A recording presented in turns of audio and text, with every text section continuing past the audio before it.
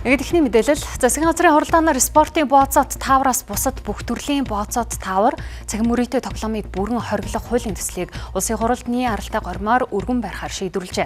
2024 оны статистикаар эдийн засгийн гэмт хэрэг 200 орчим бүртгэгдэж улмаар 417 тэрбум төгрөгийн хохирол учирсан дүн гарсан байна.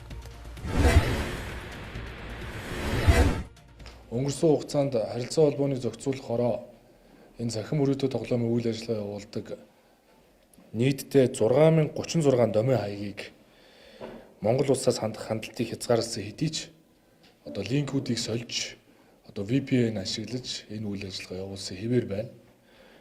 За энэ аж ахуйн нэгжүүдээр монополийн эсрэг газраас өнөөдрийн хүчин төгөлдөр мөрдөгдөж байгаа хуулийн дагуу зөрчилтөө шинжтэй үйлдэлт нь хязгаарлалт хийхэд нийтдээ зөрчлийн хуулиар 13 сая 500 мянган төгрөгийн торгуул ногдуулсан. Ийм бага хэмжээний. Энэ бол өнөөдрийн хүчин төгөлдрөд мөрдөгдөж байгаа хуулиар л ийм байна гэсэн үг. Тэгэхээр бид өнөөдөр зөвшөөрлийн тухай хуулинд өөрчлөлт оруулад зөвшөөрөл дээр дурддагдсан зөвшөөрөл аваад үйл ажиллагаа явуулж байгаа бүх төрлийн аж ахуйн нэгжүүдийг зөвшөөрлгүйгээр үйл ажиллагаа явуулж байгаа бүх төрлийн аж ахуйн нэгжүүдийг дээрээс нь цахим мөрөөдтэй тоглоомын үйл ажиллагаа хөхүүлэн дэмждэг энэ агентийн нэртэй зуужлагчийн нэртэй үйл ажиллагаануудыг энэ хуулиар бүрэн хориглохоор их хуралд өргөн мэдүүлэхээр тогтож байна. За түүнчлэн өнөөдрийн засгийн газрын хуралдаанаар ашигт малтамлын тухай хууль, төрийн болон орон нутгийн өмчийн тухай хуулийг зөрчиж, стратегийн ач холбогдол бүхий ашигт малтамлын ордод хамаарах засгийн газрын 2007 оны тогтоолыг биелүүлэлгүйгээр засгийн газар Energy Resource хязгаарлагдмал хувьцаат компани хооронд байгуулсан ашигт малтамлын тусгай зөвшөөрлийг шилжүүлэх тухай гэрээний холбогдох хэсгийг хуульд нийцүүлэх арга хэмжээ авах тогтоолын төслийг улсын хурлд өргөн мэдүүлэхээр шийдвэрлсэн байна.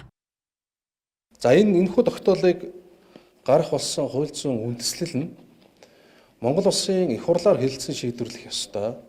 Монгол Улсын засгийн газраар танилцуулах ёстой. Энэ процесс зөрчигдсөн учраас стратегийн ач холбогдол бүхий ашигт малтамлын орд гэж Монгол Улсын их хурлаас тогтоосон энэхүү ордыг хувийн хвшлийн аж ахуйн нэгжид эзэмшүүлсэн энэхүү үйл ажиллагааг хуульд нийцүүлэх нь зүйтэй байна. Үүнийг шийдвэрлэх эрх хэмжээ нь гагцгүй Монгол Улсын их хурлд байгаа учраас Монгол Улсын их хурлаас тогтоол баталж энэхүү тогтоолоор олгогдсон эрх хэмжээний дагуу Монгол Улсын засгийн газар тус аж ахуйн нэгжтэй хэлэлцээ хийж төрийн эзэмшлийн хувь хэмжээг тогтоох нь зүйтэй гэж үзсний үндсэн дээр боловсруулсан.